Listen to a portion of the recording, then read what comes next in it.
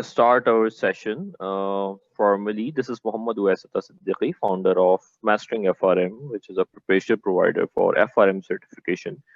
We are so honored to have Asad Khan again with us. We had a very productive and very good session last time, and it was that good that we requested Asad again to join us and share some good details with us with one of his thoughts. And he has come up with this amazing concept of bridging the gap between CF and the ERM. So, as most of us are risk professionals, we know that there have always been, differences between the finance and the ERM. Will do what, whether capital calculation is a responsibility of risk management or finance or IT. Things have even got more complicated after the implementation of IFRS 9. So there is this confusion in Pakistan. Most of the things are managed by risk, but in the Middle East, it's also managed by the finance. Then there is a lot of confusion basically. So our topic today is, which Asad obviously will be talking about, is bridging the gap between the ERM. Just to give a brief profile, Asad specializes in business risk process analysis, ERM, governance, compliance, detailed knowledge of process improvements, banking risk and regulations, IFRS 9, and other regulations. He has worked in a lot of markets from Canada to US to Thailand to Middle East and now North Africa, UK, and France. So without wasting any time, let me give this stage to Asad, who will be talking about this topic. So please, Asad, you may continue. Thank you, Wes, for inviting me again, and we will start it now. This today's discussion, and basically we'll keep it short and crisp, but it's a very interesting topic, and I suggest that there are a lot of research material available on this topic, and then people should go through later and then understand the differences and the areas where there's an overlap. So the outline today's the discussion is as follows. You can see it on the screen, but we'll go through one by one and then see that if there's something else is required during the discussion. So the first thing is that we always like as Wes mentioned at the beginning that uh, especially after the IFRS 9 and there are a lot of other regulatory requirements are there. So there's an overlap between the risk and finance role, and especially within the risk ERM, which work as a centralized piece within the global risk unit. So, but before we go and discuss those overlaps, let me just briefly tell you that finance, which we call in the different organizations, basically it's an accounting and finance, and the role is to perform the accounting and then do a lot of reporting and then simultaneously perform a lot of finance related tasks, also financial analysis and other areas. Uh, Similarly, and accounting and finance exist in every firm, definitely. I mean, I don't see any firm without accounting and finance. For risk and especially the ERM, actually, uh, definitely you will find them in mainly in the large firms, especially financial services firms like banks and insurance. So we'll keep our focus mainly on those financial services firms where the ERM exists within the GRM, and then we will try to focus on those areas as only. So before we even go further, let me tell you one thing, which is the entry route. And this explains you why there are like conflicts and why there are overlaps. And then those, especially the purpose of this discussion is to guide those. If you are a manager and then managing, then you can understand the skill set required for different type of functions in finance or in ERM. Or if you are a relatively junior guy or a new in the field, then you can also understand this and then learn that how you can specialize and which area you should focus to become a more professional and expert in that field. So the first definitely is accounting and finance, which we call finance actually. It's a relatively straightforward route to enter into a finance department.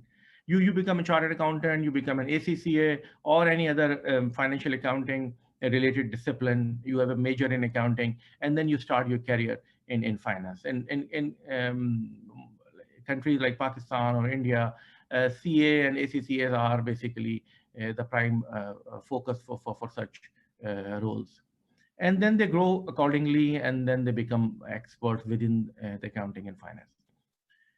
But risk, and especially ERM, is more specialized, more complex, and more like there's a lot of confusion. There are multiple avenues by which you can enter into risk, and especially in the ERM. For example, you can be an MBA, and then you can enter into risk and ERM. You can even be an accountant, like a chartered accountant or an ACCA, work in a couple of years in an accounting firm, the consulting branch, and gain some experience there, and then you enter into the risk side of the in a bank or in a financial services organization. You can be an engineer with or without MBA, or with or without quant experience. You can enter into the risk, and mainly the maths is a required major for such people. And coding definitely is a icing on the cake, and especially like VBA, SAS, Python, and R. uh, if you have a combination of those skills, like a good maths knowledge, good coding knowledge, and then some knowledge on accounting or financial management, then you have a very good future in the risk side.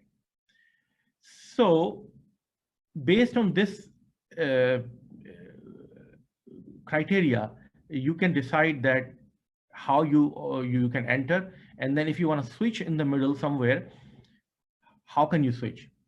For a pure accountant, it becomes a little difficult after some time to switch and to enter into the risk role, because it becomes more specialized, unless you want to focus on a risk reporting type of role, where but still it's a little difficult. But for a risk guy, definitely someone who came with an accounting background and worked few years in the risk, maybe they have a higher chances to go back to the finance side. Otherwise, you follow where you are, and then build your specialty within those areas. Now, when we talk about friction between these two functions, I was thinking that, because I have worked in both sides, actually in more even audit and internal audit and external audit, accounting and finance, and then risk also, and consulting also. So I can see that bigger picture. And when I was writing these slides, I was thinking that why there could be an over friction. And I found these three main reasons. One is the overlap, especially over the period now in last couple of years. There's a very strong overlap. Like financial reporting versus risk reporting, how you distinguish within IFRS 9 domain, very difficult. Then you have a financial database, then you have a risk database. It's very difficult to draw a line and say that this is my boundary, and then we are going to stay within our boundaries. It's difficult. It's almost impossible. Then you have definitely then lack of clarity also, which is basically ultimately the part of the culture. But there's a lack of clarity on ownership, responsibility, who will do what, and there's a lot of sharing involved, which becomes again create friction between two groups. Ultimately, it depends on the corporate culture in your organization, because if you have a good corporate culture, then all these issues are easily possible to sort out and then settle down, and then everyone can work jointly, and then they can support each other without having any friction. So this is an overall kind of a summary of these two areas. But you cannot ignore the real juice is basically the focus on the skills. So if you really want to bridge the gap, if you are in a finance person working in a finance, it doesn't mean that you should not understand the risk side.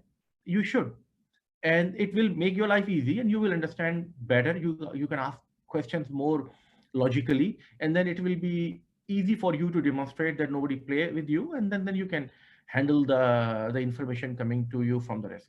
Similarly, on the risk side, if you understand accounting side and the more financial implications globally on your returns, your provisions, your capital adequacy, it becomes easy. A lot of people in the risk, you will find that they don't understand the accounting side, and it's difficult for them to understand the risk, in my view.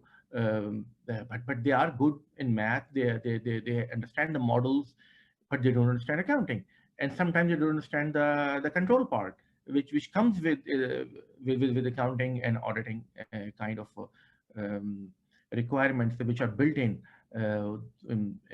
those in both areas, actually, in accounting, in the finance side and in the risk side.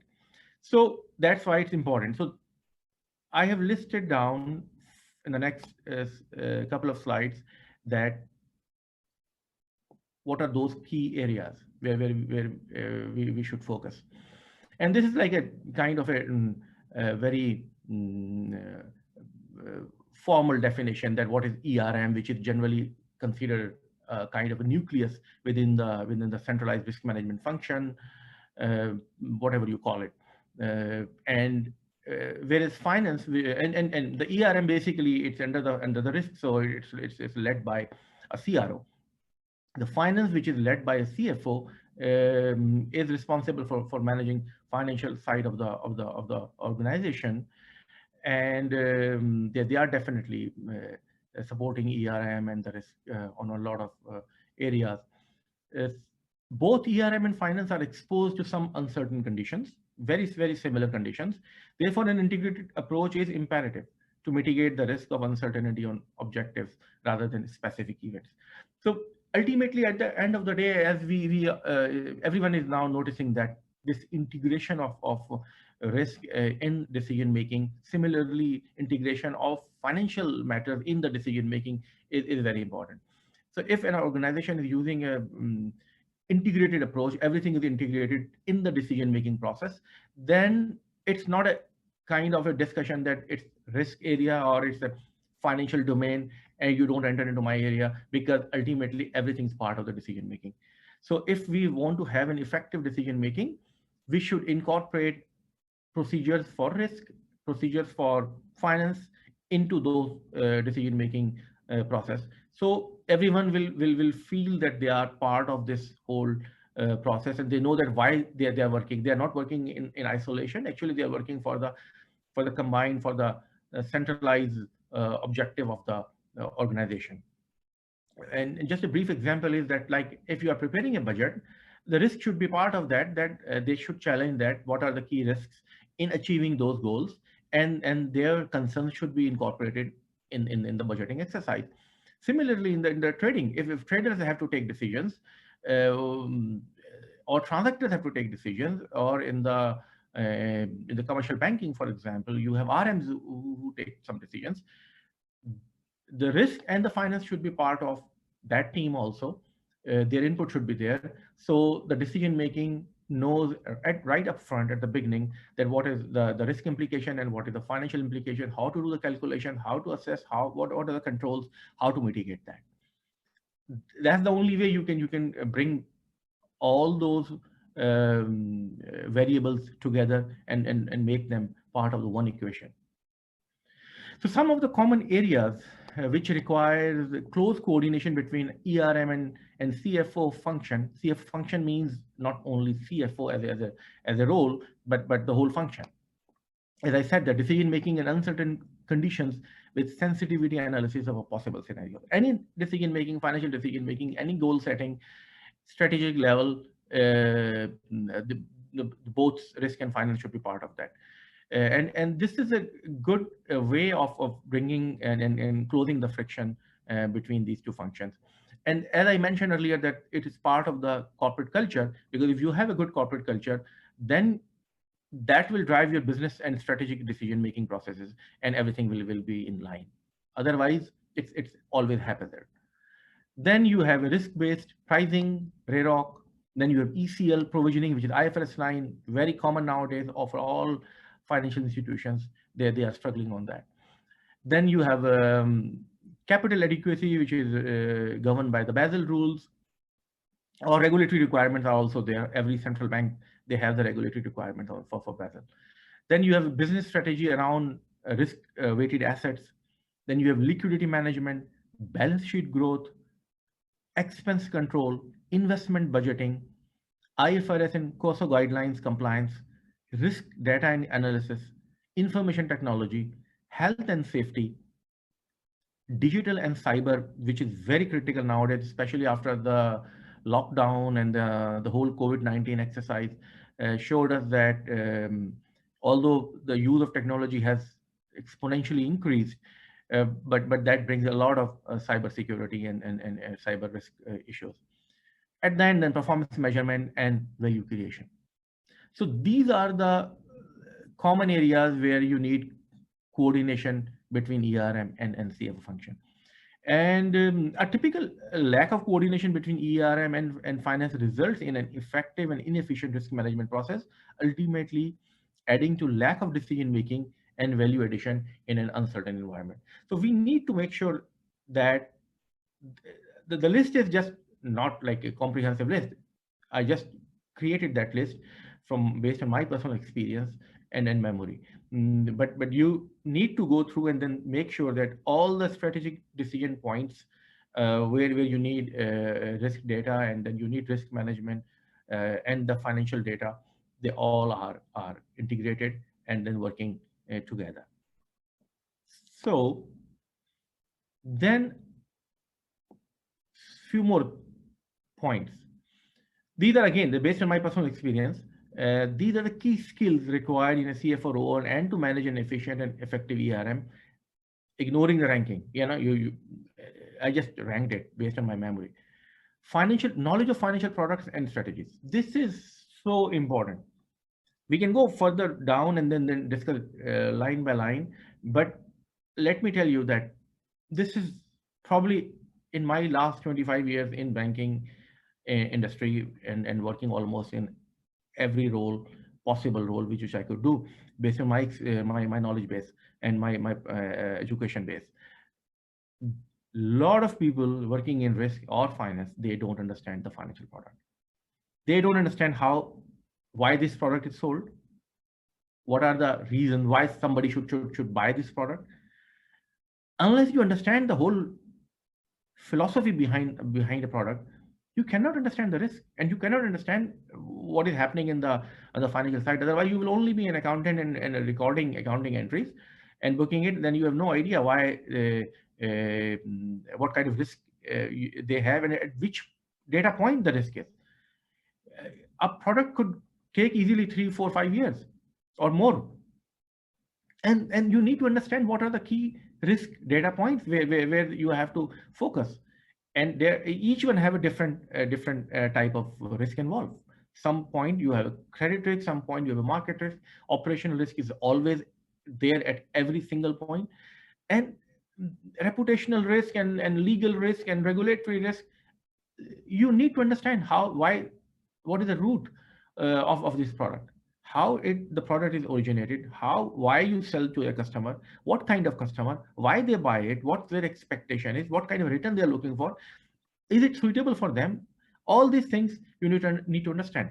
If you can literally prepare, I always believe on preparing like a kind of a documentation for everything. So I would like to have a kind of even if it's a product like a program where you have a retail kind of product where you have like a portfolio level information about the product, just prepare a cash flow over the life cycle and standard cash flow and under different scenarios, and then run and then see that what could happen if customer comes and they want to repay a loan, customer want to add something in the middle of the loan, they have some problems in repaying the loan.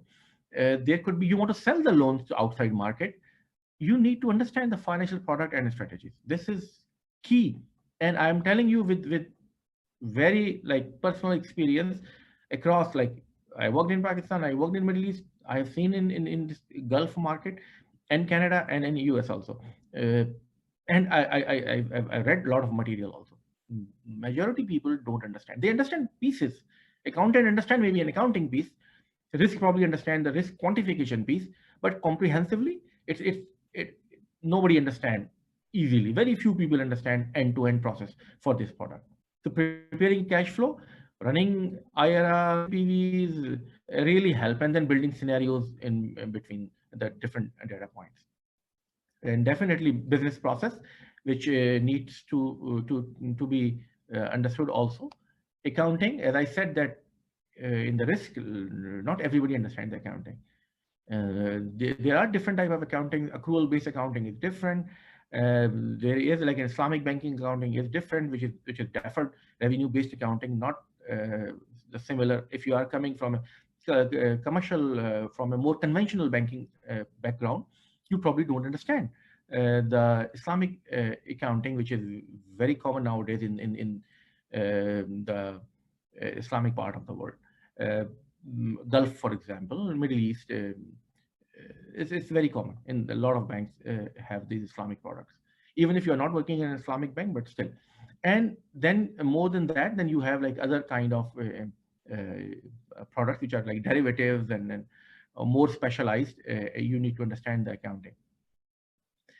Once you understand the process accounting, then you can build a good risk and control process on top of that. And then, as I said, that it should be part of the decision-making process, but still you need to understand that what are the key risks, different data points, and then how you control them and how you link all of them. Valuation and risk quantification. Right? This is very important because valuation is a key in nowadays in IFRS 9, in Basel quantifications. So one should understand. I always say that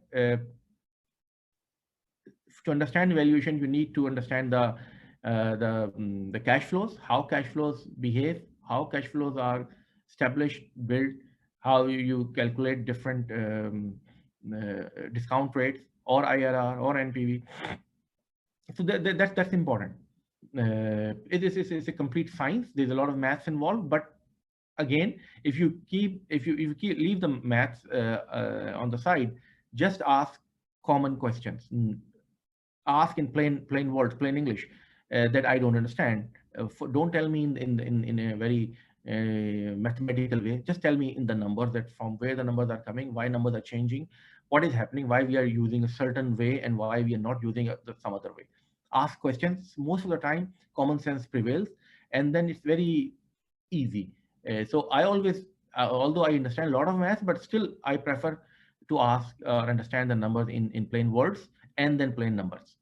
It works. 90% it works. You don't need to be a PhD in mathematics to understand all those valuation and quantification process which is used in a bank. Yes, you need to understand for the modeling part, but you can easily use your accounting knowledge and then challenge all those numbers. Very easy and doable. Then definitely your MIS and reporting part, where this is where a lot of friction comes between two functions, as I said earlier. It's difficult to segregate where or what is the boundary between the risk data and where is the boundary on the other side, the financial data. Coding is my favorite. Everybody need to understand coding.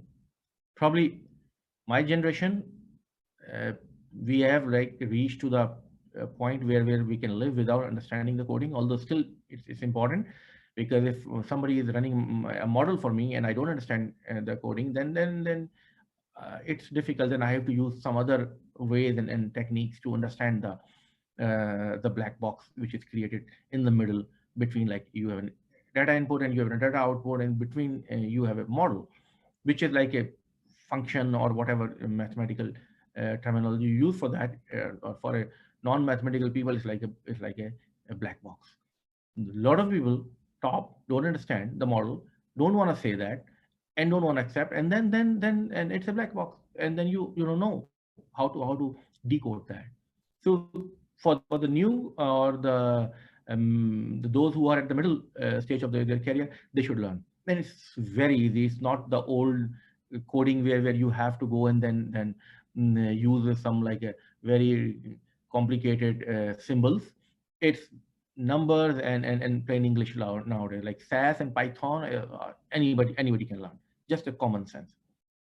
You need to just break the ceiling. Then regulatory compliance definitely is very important. Every second day there is a new regulation is issued by central banks, and especially in those challenging times. Auditing, of course, auditing. Although we think that audit is a kind of an outside function, it's not. Internal audit or external audit, both. I worked in both sides, and I understand that being a auditor of a bank, your knowledge is limited, very limited.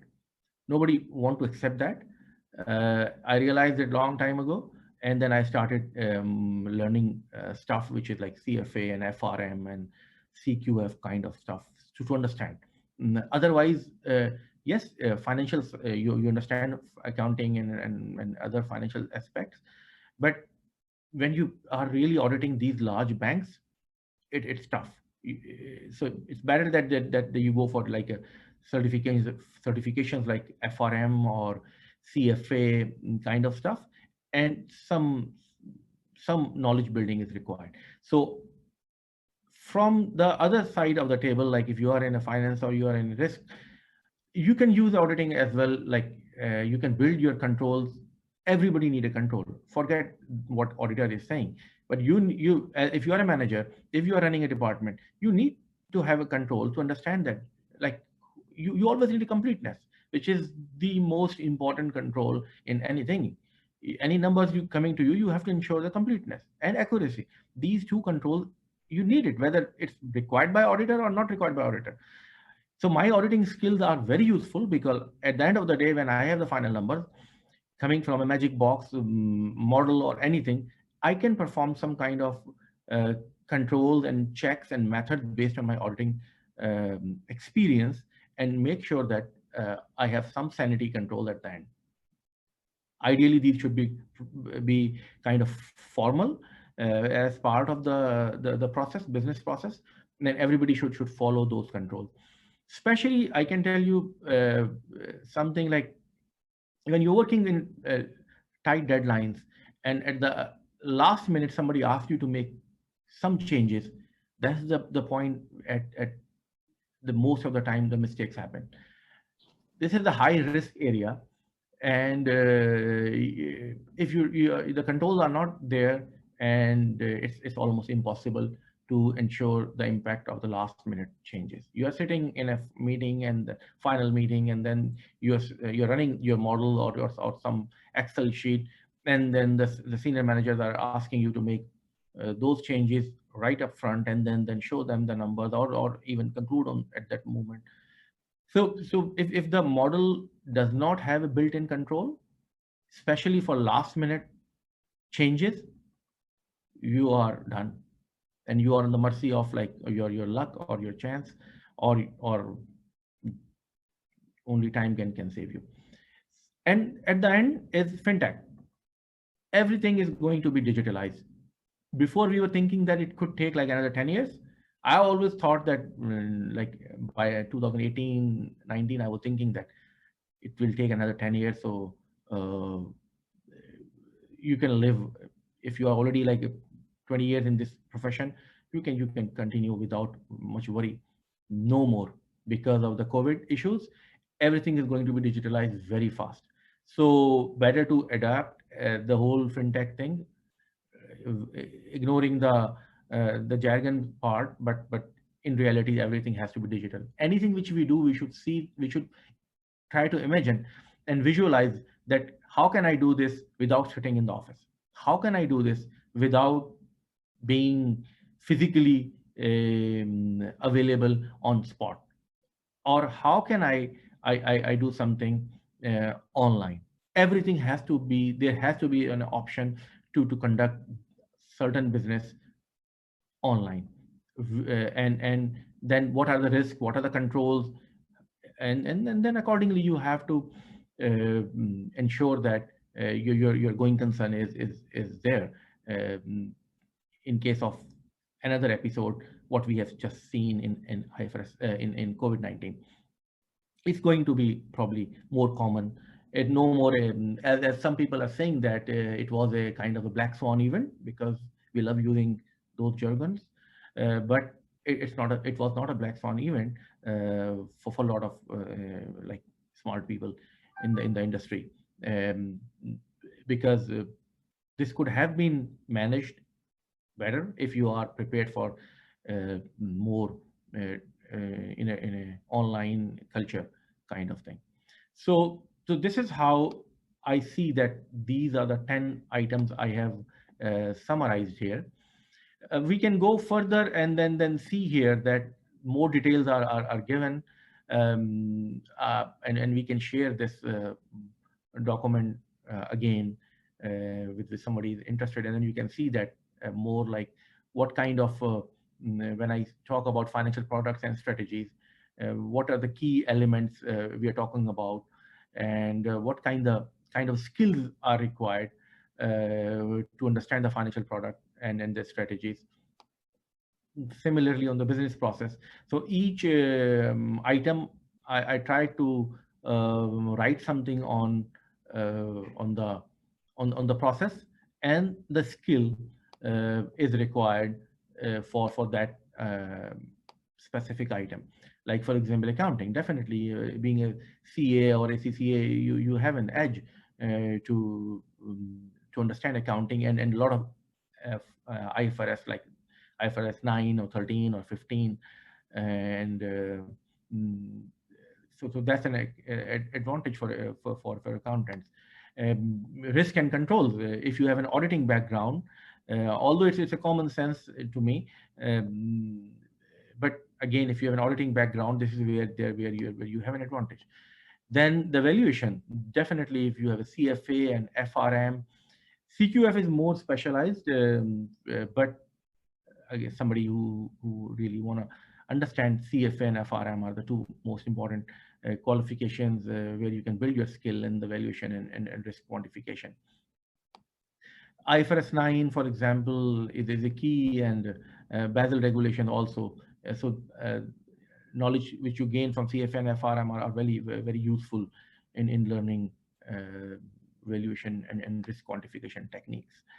MIS and reporting, again, there are two parts. One is the reporting part, which you run through your common sense, your business knowledge, your accounting knowledge, and then the other is the technical part, where you need more knowledge of Excel and VBA, SQL. I generally tell, like, if you are a young guy, especially those who are moving to from the developing world to the more developed world. Like, I have a lot of questions I receive from people moving to Canada, and I tell them, like, beside that, you want to become a Canadian CA or a US CPA, learn SQL.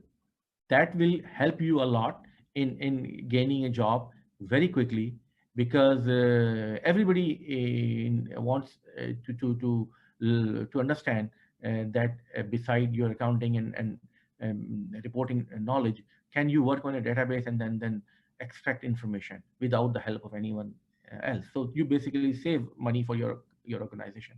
And there are some other tools which are very common in the developed world, like Murex and Calypso in the capital markets and treasury. Mm, then coding, as I mentioned earlier, that it's a specialized knowledge, like an icing on the cake. In the modern languages such as SAS, Python, R, very user friendly. You can go to Coursera, for example, and do some very cheap courses and then learn very fast. It's very different from the old ones, which were like a C plus and then COBOL, which were like a more uh, mm, mathematical and then mechanical kind of languages. Excel is the starting point, actually. I don't know how many chartered accountants, maybe the new generation probably are better than my generation, but Excel has like a lot of capacity. And those who really want to go further, and then they should go for CQF, definitely. But it's a little more expensive and then more specialized. So you need to see who's paying for you. Regulatory compliance, definitely you need to understand the key regulations in the business. So like in Canada, for example, you need to understand OSFI. In US, you need to understand Fed and other controllers which run the business there. For example, if you are in UAE, you have to understand the CBUAE regulation. If you are in Saudi Arabia, then you have to understand um, SAMA regulations and other capital market regulations. Basel is a very universal guideline. Everybody should read this before you go to the bed. Read Basel guidelines. It will help. AML kind of laws, fraud and AML is very like hot nowadays, because and it will stay like this for a lot of long time. And it and every like accountant and risk people should understand that their impact, and then how can they uh, become an expert on those areas. Finally, like auditing, we all know that you can, if you are a CA, CPA, CIA, or CISA. So CISA is good for IT auditing. So I really recommend if you are already a CA, CPA, then you can go and become a CIE or a CISA with some relatively less effort. And at the end, like fintech. So anyone who cannot, like, if you cannot understand the above skills, you cannot then uh, become a um, part of the fintech culture. The there are two parts. One is again the coders who will sit and code for you. But if you can, like, all the top out of these 10 points, if you can combine all those nine and literally convert them into a digital landscape, uh, that's what the fintech is going to be. So don't think that you need to be some kind of a magician to work in a fintech, or you start up a fintech, or to be part of this fintech culture. You just need to convert whatever your skill is, how that skill is going to be useful or can be used in a digital world. That's what the fintech. This is a simple definition. I use it. I don't care about the very fancy words. I just want to see that if you have a skill, like I have seen personally myself, I've seen it in, for example, working in Canada and implementing different systems in a very large bank. And I asked the question that how you ensure that the data points between two data points, that the completeness of the data is ensured, and everybody's looking each other's face. Nobody thought of. And then you can build definitely manual control, but there should be an IT control. It's not fintech. It's not a typical fintech, but definitely this is how where you can add your auditing knowledge and then bring it into to the digital world. That how you ensure the completeness, accuracy of the data in a system. How you pick up the information from the web-based environment and social media, and then use that and build control on top of that. How can you eliminate the noise from the overall, uh, how can you filter the noise, uh, the information which or the data is available in the web world. Like hundreds of thousands of data types are available. How you separate the noise and then use filter down the useful information. And at the end, when I was some time ago, I was going through some Googling, and then I found that even like IFSC actually, IFAC or whatever you call that, International Federation of Accountants, I think, they also have a lot of work done on the accountant's role in an effective ERM. I was literally shocked. I literally found this probably when I was writing this paper. And uh, someone, if you are like a senior level and you want to manage it, those functions, there's a good research available already in the form of a research. So this is how I see this whole topic. It's not very quantitative. It's more like a qualitative. Again, as back to the outline where we started, that that we said that what is accounting and finance, and what is ERM, and then where you will find ERM generally in the big, large banks and insurance companies. Um, could be in pharmaceutical companies also, maybe they have. I'm not sure about that, but they should have, I think, some kind of ERM there. But their role could be different. Then what are the entry routes, entry points? So you can now see that if you come from an accounting route, what options you have, or if you come from a more MBA route or an engineering route, then what kind of skill set you bring, and then where you can bridge the gap in your skill set. Then we talk about why there is a friction between two functions. As I said, that there is an overlap issue. The overlap has increased a lot. Then lack of clarity on ownership and responsibility. Definitely, that's a more qualitative part. Maybe some political side also. And again, at the end, it all depends on the corporate culture. And finally, we went through some kind of skill set where you can learn about what kind of skills you need. These are the main areas where you will find the overlap, and that was the list of key skills which I have listed down. So that is the story for this topic, which is bridging the gap between CFO role and ERM. Thank you, Asad. I think it was a wonderful session. I myself learned a lot from what you had to share. We have a few participants. If any of one of you have any questions from Asad, you may ask. Until I ask my question first.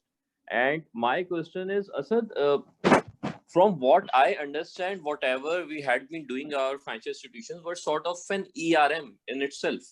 Because the concept of ERM was basically to do everything, all sort of risk management under one umbrella and removing the silos. So initially, I used to understand that basically whatever structure we had in financial institutions, mainly in banks, was ERM in itself. But then recently we saw a trend that there was another department under ERM who basically comes under CRO. And I just could not understand what was the purpose of that, and what is the main objective of bringing another ERM department under CRO of under the umbrella of risk management group. So what happens? It's a very good question, OS, because as you said that the whole purpose was of the ERM was to consolidate everything under one umbrella. But if somebody, although frankly, where I have worked, I didn't see this kind of another second nucleus, I would call it. But if somebody has prepared or created that second nucleus, it means that the first nucleus was not working efficiently. I think efficiency is the more issue. So what I see that what happens that when you centralize everything under ERM function, then probably the CRO function gets kind of isolated, and because of the layers and inefficiency, I would say that due to the different layers, it depends on how many layers you have in your organization. So if there are many layers and there's a lot of bureaucracy, then probably some CROs start feeling that the information they need is they're not getting it efficiently. So they will create their own second nucleus, and they say, okay, I need this thing quickly. I think this is the major issue. When you are sitting in a decision-making role, you want information, a quick information, and then you want a relatively accurate information, maybe like I say, like 80-90% accurate, but you need quick. But if you are in a lot of like layers and then there's a lot of bureaucracy, then it becomes difficult to provide that information quickly and efficiently. I think that could be the reason only. So if somebody has created a second nucleus, then they should ask this question, why they need more layers, and then what happened. They should do some kind of like self-analysis. Yes, that I agree. And this is something not new. I think I know a couple of banks here in Pakistan who has a separate ERM department, and I had always been wondering, and I think you have covered it well. But this is something that we institutions should be talking about. Thank you so much. Do we have any questions from the participants? If there is any, then we will continue with it. Otherwise, we'll be thanking Asad for taking his time out. Okay, so Asad, before we leave, you also wrote an article on reputational risk. I think obviously it's not the day to discuss it, but would you be available to discuss it someday with us? Yeah, we can do it maybe in a week or 2 weeks time. And mm, I already like received a lot of questions on that, and probably because it's a very hot and current topic, and especially a lot of quantification issues because they know one straightforward answer. So we can Yes. definitely do something on that topic Yes, also. because reputation risk has always mostly been covered through stress testing in the ICAP. So there hasn't been any specific, quantification method for that. But definitely, let's stay in touch, and hopefully, not anytime soon. Obviously, you have busier schedule. I know that. But in next 2 3 weeks, whenever you Yeah, have time, let's plan something and let's do another session on that. sure, sure. Let's do this. Okay, so thank you so much for your time, and thank you participants for attending today's session. And it's me who is signing off. Thank you again to us for taking time out, and see you with another webinar of mastering FRM. So thank you so much. Allah Hafiz.